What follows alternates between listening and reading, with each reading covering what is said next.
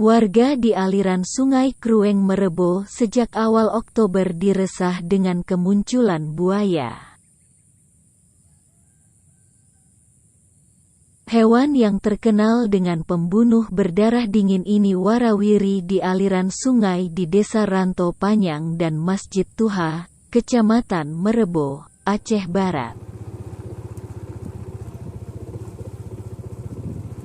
Kemunculan buaya mengakibatkan aktivitas warga yang mencari nafkah di sungai merasa was-was dan terteror.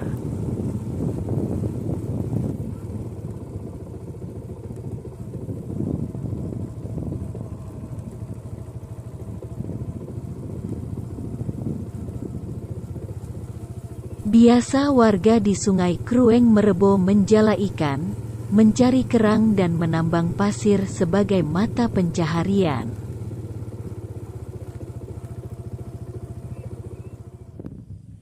Otomatis denyut ekonomi berhenti untuk menjaga agar tidak ada korban jatuh akibat terkaman buaya yang dikenal mematikan.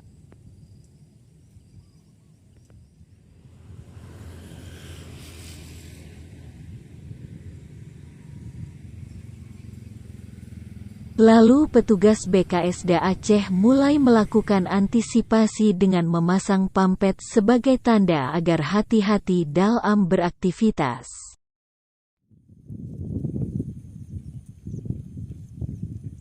Meski sudah dilakukan pemantauan sejak sepekan terakhir, namun sang buaya menghilang bak di telan air Krueng Merebo. Hingga kini meski belum ada korban yang diterkam buaya, warga merasa kurang nyaman dalam beraktivitas mencari nafkah.